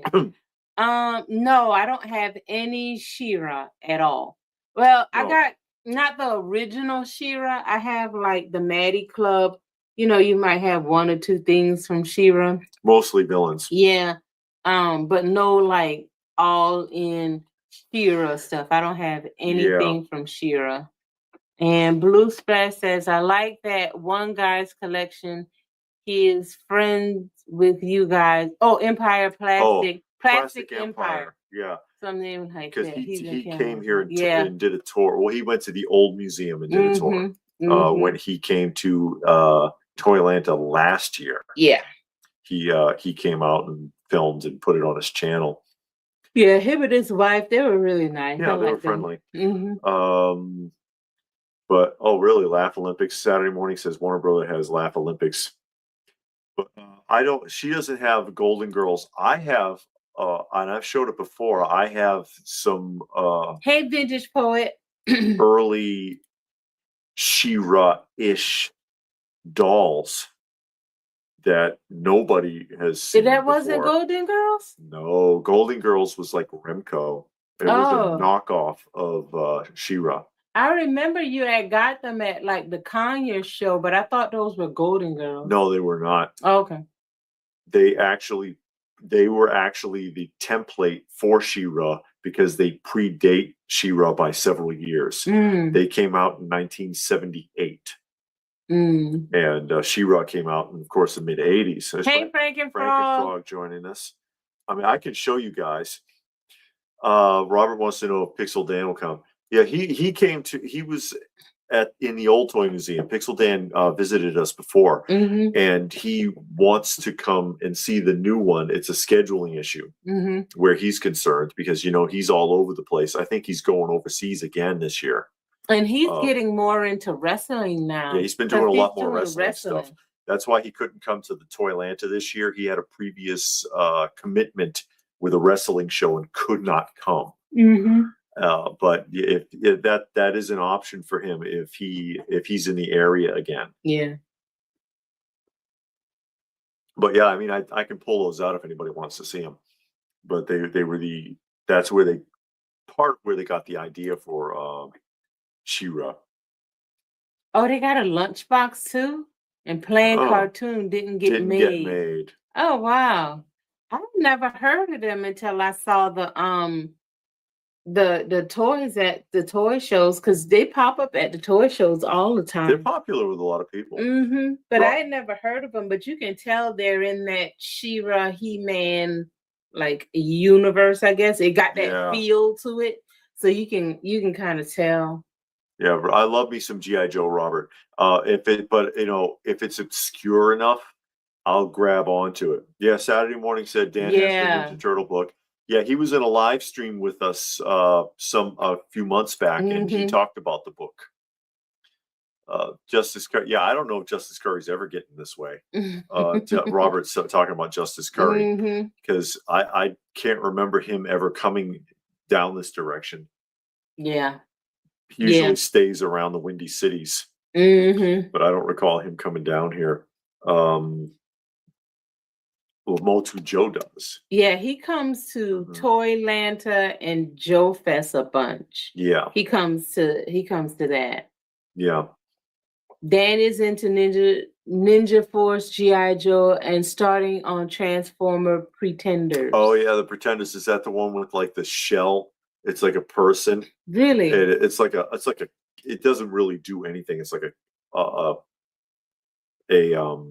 casing, and you open it up, and there's a Transformer in it, like it was disguised as a person. It's hard to describe. I never seen that one. Ooby Dooby. He says that the guy he has a collection. He connected a bunch of mobile homes and made and themed each one, and got a couple of flags painted for other lines. That sounds pretty cool. William Shatner. Yeah, okay. Robert just goes. William Shatner's got a pretty busy schedule too. Yeah, the Transformers Master Force Saturday morning. I don't think I've seen that. Or Headmasters, or any of the other ones. I've seen the Beast Wars, and I've seen the original show, but I don't think I've seen any of the other Transformers shows. Okay, they can turn human size in the shells. Oh, okay. All right. Yeah. I know the toys. I don't know anything about the show. They had a lot of weird shows over the years. Again, Transformers. I mean, if you think about it, they've been making them almost nonstop since 1974. Robert's trying. Give him a call. You schedule it and set it up. Set it up for us. So Sergeant Slaughter. Oh, Saturday Morning said Master Force cartoon was allowed to kill people and got brutal at times. Okay. Really? That's interesting. What was it, a Japanese cartoon? Must have been. It couldn't have been American. Because I know Headmasters was Japanese, and then they had to dub it. Although, like I said, I never watched it. I know about it. Warren had a set of the Headmasters cartoons. He had a lot of those cartoons on disc. But like I said, I haven't seen a lot of them. American is not about to let you kill nobody. Well, They will now. They Now call they, it an yeah, adult, you can kill make it an everybody. adult show like Invincible. Yeah, we're Invincible's a watching mess. Invincible. This season, which is season 4, is very good compared to all of the other ones. But I guess you can tell from the previous seasons where Mark was messing up, and now he's starting to get it. And I think he's starting to understand why his dad was the way he was. And I like that him and his dad, and even Oliver has come to forgive his dad. And, they spent time together, and they've come to forgive him. But his dad is really trying, and everybody's just giving him a hard time. They really are giving him a hard time. No, we're not watching any new animes right now. No. We haven't watched anime in a while. Yeah, we got a full schedule though.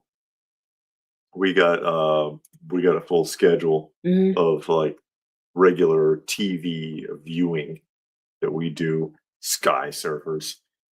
The interesting show, really weird sexual innuendos. Oh, because no. Boy, do they love showing that girl's butt. Yeah, her butt and breasts and crotch. Yeah. And she halfway naked anyway. They do. And then the theme song is like the worst theme song I've ever heard on a cartoon. It's like this rage death metal where they're screaming into the microphone. You can't understand anything they're saying. But the show itself isn't bad. And then Centurions. Yeah, we're watching Centurions. And C-Lab. C-Lab's pretty well written, actually. Yeah, C-Lab. I like C-Lab. And Silverhawks. Silverhawks is fun. And Thundar the Barbarian, also surprisingly well written, I think. Thundar the Barbarian. Yeah. Then we're watching this other one, Super 7, where they just show you a bunch of random cartoons, but they're kind of lame. Well, they've got a handful of different characters, like the Web Woman. Yeah, and then that black couple, one of them stretch out, and the woman gets small, but she don't do nothing. She just ride on the dog. One guy, the black guy, is basically Plastic Man. Yeah, he's stretching, can turn into anything. Turn into vehicles and stuff. But the woman gets small. Yeah, and then he just carries her around. Yeah. Or she rides the dog. But she does absolutely nothing. She does nothing. So it's like, why did you get small? You didn't have to transform at all. You could just stay like you was. Yeah, I know. And then they had the Mirror Universe version because they came. It's the same two people from another dimension, but they had different powers.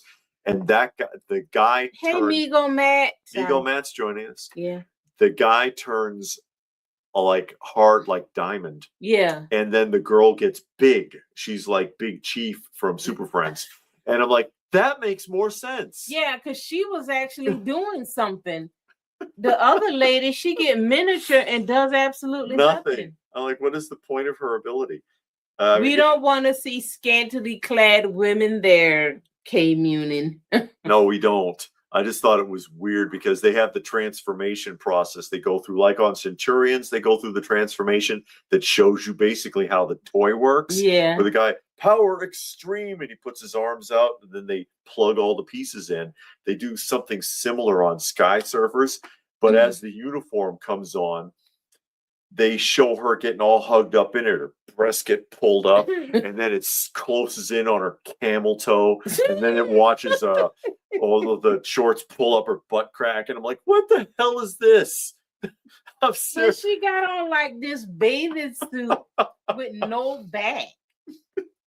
And it's like, but then she got on like these thigh-high boots. You're like, what in the world? And then the episode today, I don't know what she was doing. She was laying on something. She's laying on her stomach. Yeah. And then the belt comes around to tighten onto her right above her butt and squeezes her cheeks. And I'm like, come on. How much of this did they slip by the network censors? I mean, seriously. But then they showed the same thing with the men, but they show it from the side. You didn't see It was like, why did y'all have to zoom in on her behind? Because why not? I don't want to see dudes behind getting squeezed up by a belt. No. I guess it was like, well, only little boys watching this, so we don't have to zoom in on no boy's butt. Let's zoom in on this girl breast. Like, oh my God, that show. Web Woman was going to be called Spider Woman, and Marvel rushed out. Okay, yeah, you told us that the Spider Woman show was then canned after one season. Yeah, that's crazy. That and there was that other. Oh, what's that other one that has the cartoon Isis? That was that Super 7 block. I know it's part of the Super 7 block, but I can't remember the name. Oh, I don't know the name of that it. specific I don't show. know the name of and it. It's everybody from history. I thought this was hilarious because I thought about this when we were watching it yesterday. They say you got ISIS. Okay, there's Egypt. They've got Sinbad. There's the Middle East. Mm-hmm. They've got Merlin. There's Europe. They've got Hercules. There's Greece, ancient Greece, whatever.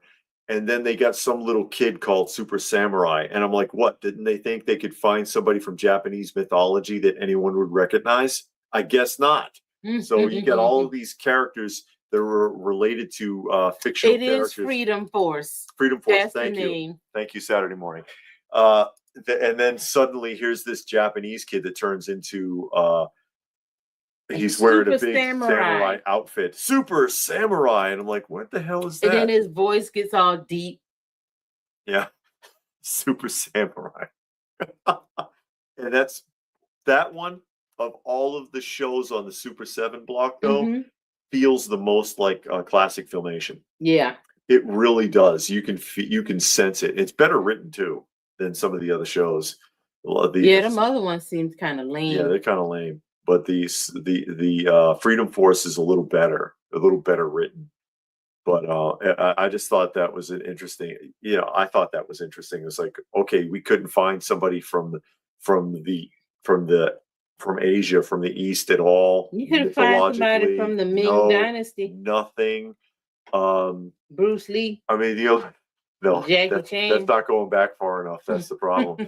But I mean, they could, I suppose, Confucius, but they already had Merlin, right? Confucius, people would have recognized the name, but those other characters they wouldn't have recognized.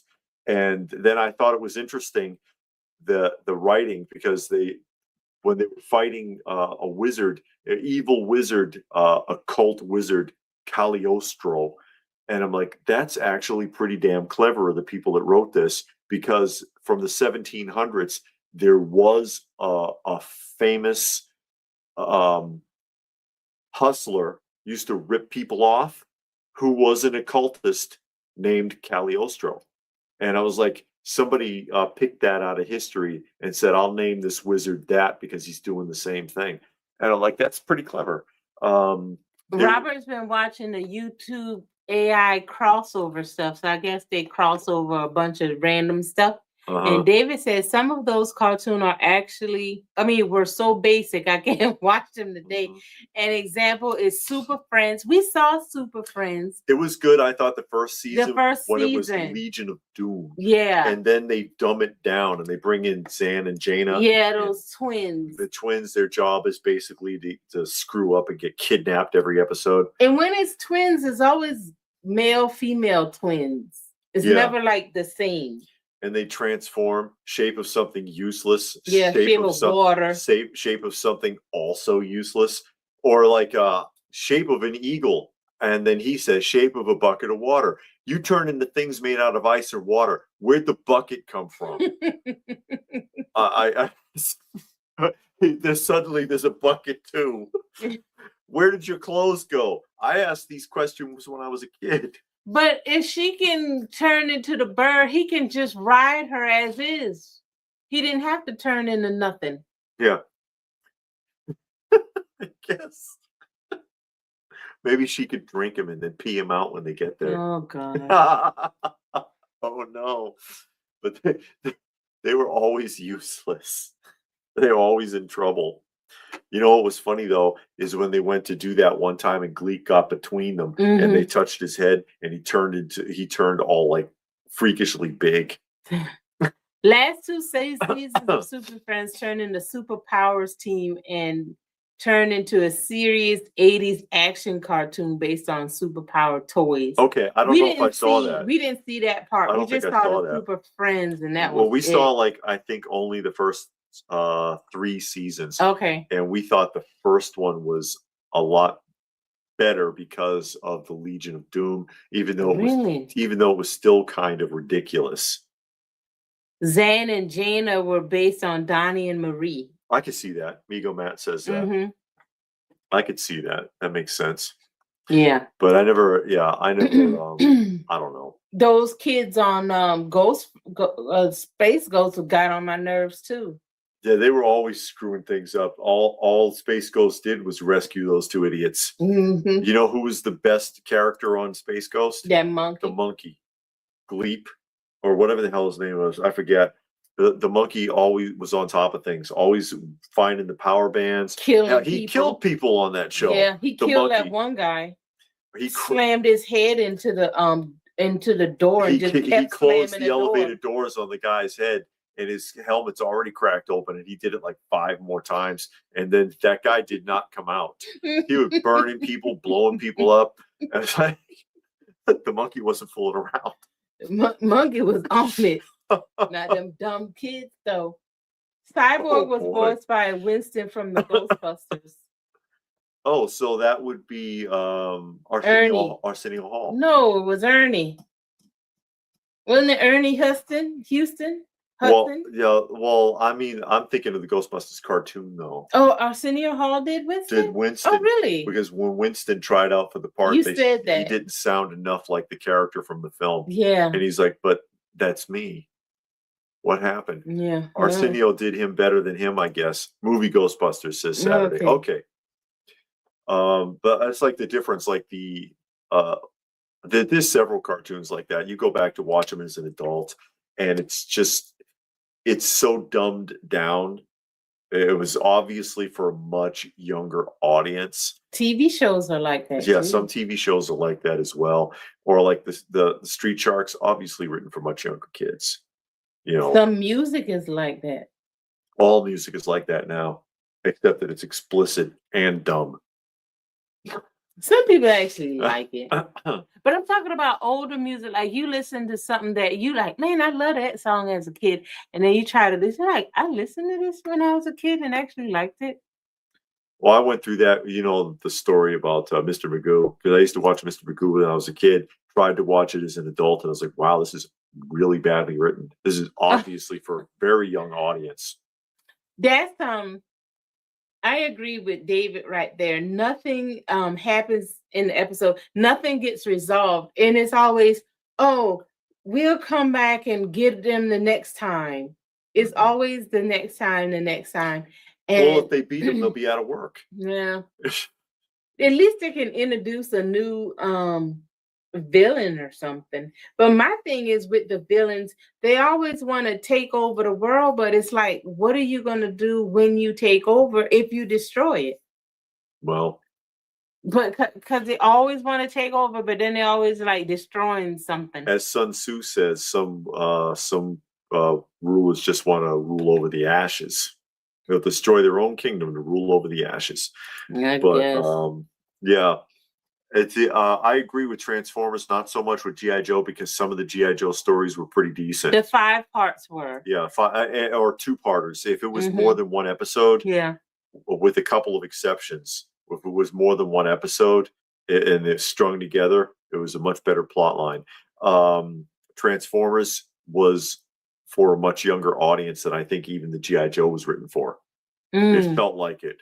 I mean, the dialogue and everything sounded really primitive. Yeah, they introduced Serpentor.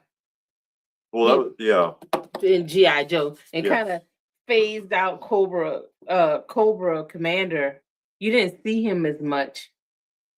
So once Serpentor got there, because he wanted to push Cobra Commander out, but couldn't do it all the way. Yeah. Parachutes and no one could aim straight. They No. could aim straight on the rifle range, but Yeah. otherwise you can shoot down a jet with your pistol, but you can't hit the guy in the parachute. Yeah. Or they can always hit the wing of the plane, but never like the window and kill the person flying it. Yeah. They're always the wing of the plane. Yeah, very big, very sharp contrast between the comic and the actual show.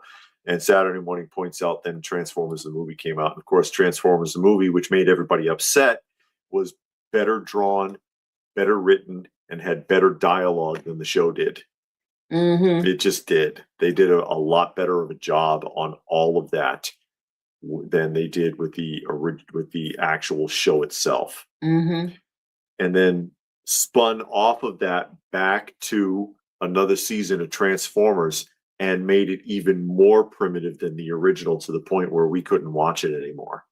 Because we tried. Yeah. It was like, ooh, wow, we watched this is really the first dumb now. 2 seasons, right? And then I think we got to the 3rd or 4th season and couldn't do it. What happened? Yeah, it got even worse. It started getting bad, then it got so bad it was like, no, we're pretty much done. It's a shame. Oh yeah, Saturday Morning said G.I. Joe did have some creepy stuff, like the lady who gets faceless and people melting as a kid cloned, killed on camera by the parrot. Oh yeah, that's what was it? No Place Like Springfield, 2-part episode with Shipwreck, and they were trying to fool him into thinking he was in a coma or something, and he was on the Synthoid Island. Yeah, nightmare fuel. That one was like really scary. It was so actually, the plot was rewritten for an episode of Star Trek The Next Generation. They redid the same thing with William Riker that they did with Shipwreck on an episode of Next Generation. Yeah, Exo Squad was amazing. Exo Squad was a pretty decent show. I liked the Exo Squad. David said he didn't get upset. He was just shocked that something happened for once. I was a teen by then. Yeah. I remember watching it as a kid and was always wondering why the planes got shot and the people jumped out.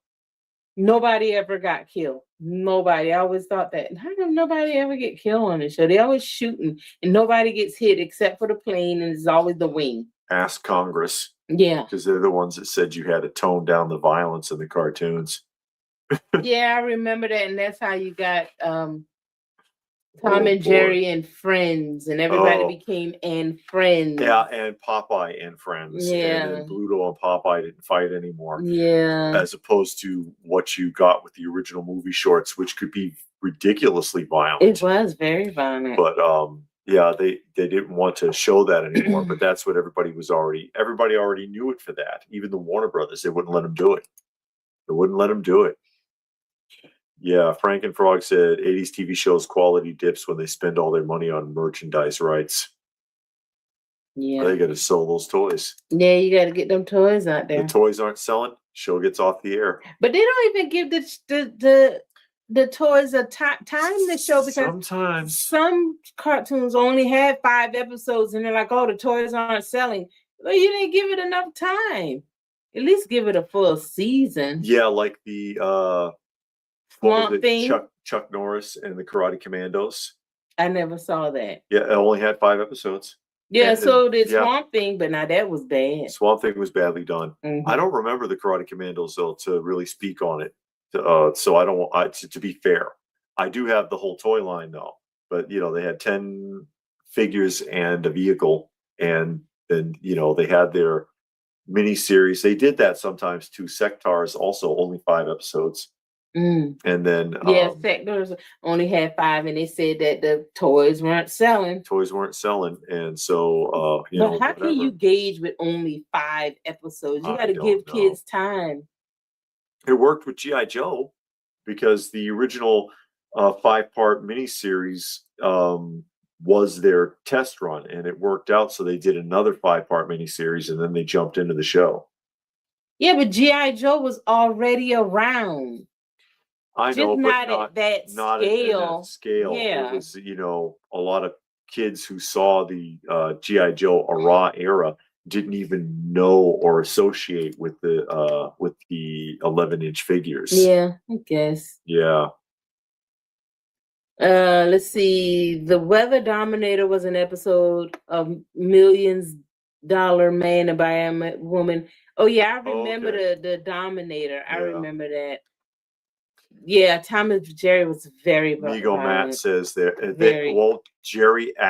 Tom actually did die in a couple of episodes, if you recall. Mm-hmm. There was a couple of episodes where and one of them is one of the few where Tom actually speaks. Yeah, because there was there was a white mouse. All three of them died. Tom, Jerry, and the mouse. And there was a white mouse. It was a laboratory mouse that escaped, and he was supposed to have accidentally drank some explosive formula. It was extremely dangerous. And Tom was terrified to touch him. And then they made the radio announcement that the mouse is inert. It was a mistake.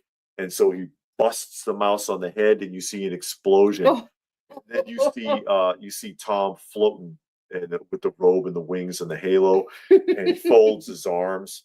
And the radio says, again, the mouse is not dangerous. And he goes, don't you believe it? Couple of seasons of Ninja Turtles were great, but then it just kept getting worse and worse. I'm scared. I hardly remember it, to be honest. I remember watching it, but I don't remember it a lot. I'm kind of scared to watch it because I'm scared it's going to be like Street Sharks. Yeah, but you can buy the whole series for $26 on Amazon now. You can watch it on Tubi for free. Yeah, if you want every episode to be like an hour and a half long with the ads. Bigfoot cartoon didn't make it past the tryouts. Mini on Marvel Super Saturday. I don't remember the Bigfoot cartoon. I don't think I do. Roboforce got one episode? That was a big toy. Those toys are expensive now, Roboforce. Roboforce, no, that's Robotech. Never mind. I was going to say they had crossed over with Exo Squad, but that's Robotech. Had 3 seasons. Mm-hmm. And I never saw that. It was an after-school show, so 3 full seasons, like Star Blazers. Okay. And they all tie together in one storyline, like Star Blazers. Okay. I have Robotech on disc. Oh, you do? Okay, so it's right there. Write that down. Right there, Robotech block. Oh, okay. I used to watch that. Power Masters. I remember Power Masters. Poochie and Robot Man only got 1 episode. If my memory is correct, characters did die or get seriously hurt on Star Blazers. They died on Star Blazers. Yeah, a lot of people died on Star Blazers. But Robotech too. When it came to America, then the person was in the hospital. Yeah, or it was an android. Yeah. Yeah, but Robotech's the same way. A lot of people die in this. It's brutal, but it's really good. Mm-hmm. Oh boy. Yeah, Robotech. And of course, I do have the Star Blazers also. We already watched Star Blazers. Yeah, we watched the Star Blazers. The first 2 seasons, I really liked. The 3rd season, I think they lost the magic. You could tell the 3rd season came out some years later. Yeah. And it wasn't nearly as good as the first 2 seasons, which both of them tie together nicely. Mm-hmm. But the 3rd season, it didn't feel the same, especially with the different voiceovers. Yeah, they changed Deathlock voice, and I didn't like that at all. Yeah, well, what are you gonna do? Yeah. But I like a lot of those. I've got the original Speed Racer. We haven't watched that yet, but I haven't seen Speed Racer since I was a kid. Gundam. No, we haven't watched Gundam. No, I don't have Gundam. I don't have Gundam. No. We watched that other one, Geiger. Guyver. Yeah. Blue Falcon and Dynamite. I remember that, but I don't have it. I remember seeing it. Dino Riders. I never saw Dino Riders.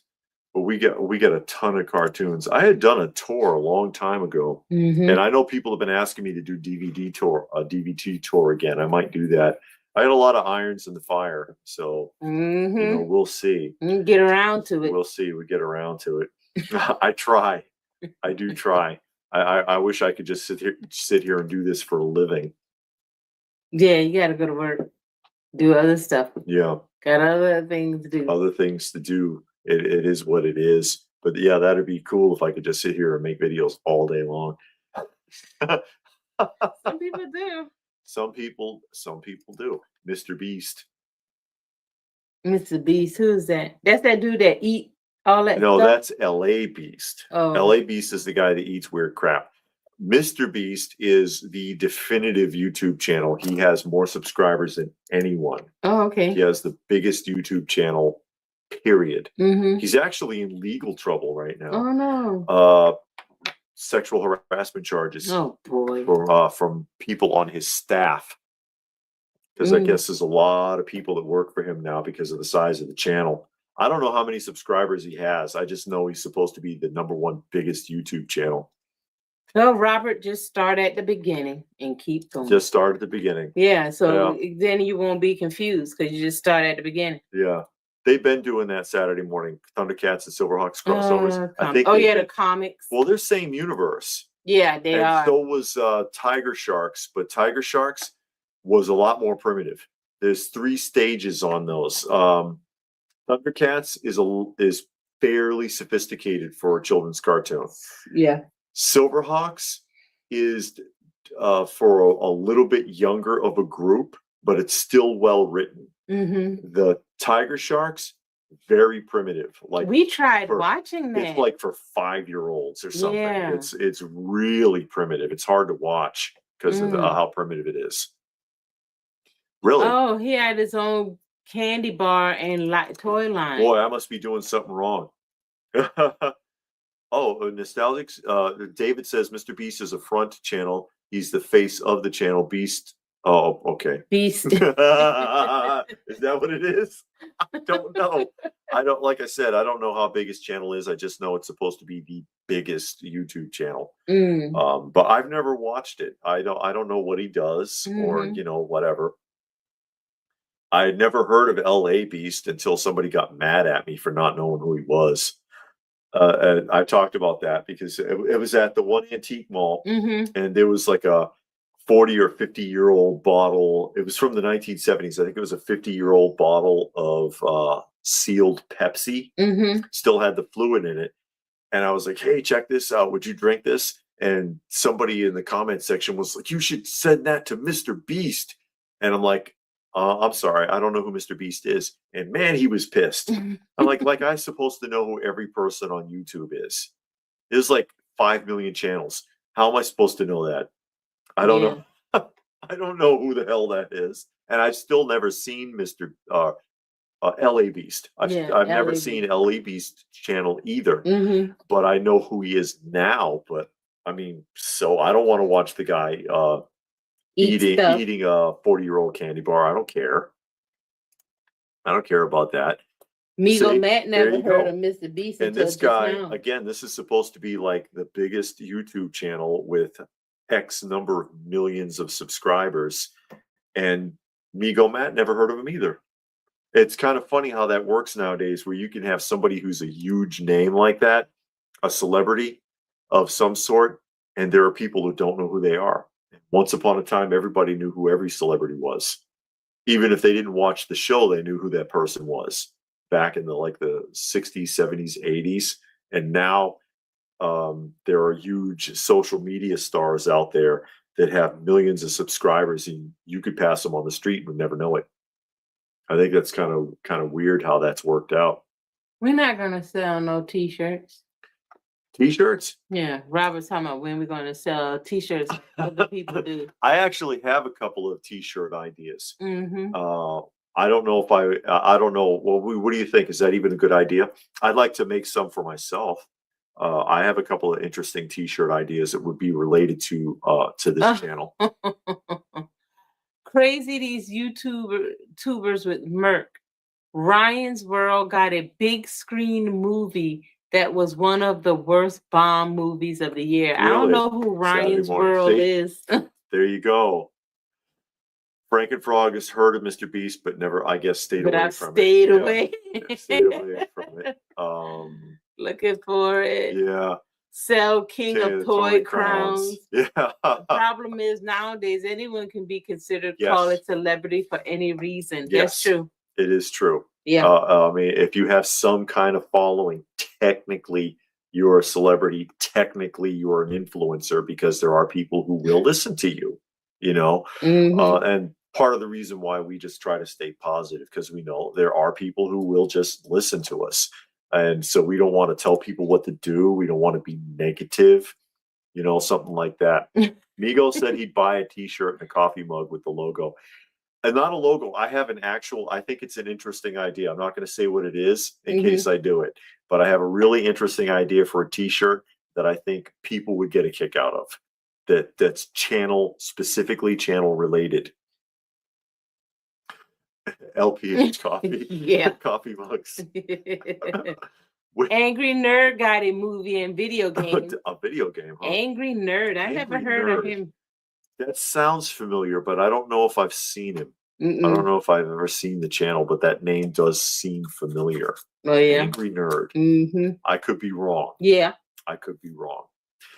But anyway, we're past the 2-hour mark, so we're going to go ahead and sign off. We're going to finish watching our movie. Yes. I wanted to give a special thanks, of course, to Pastor Rick, to Ooby Doob, to Ooby Doob again, to Robert, and to Stone Sour for helping out our cat shelter, making donations to the channels. We appreciate that very, very much. Now, every little bit, man, it goes a long way.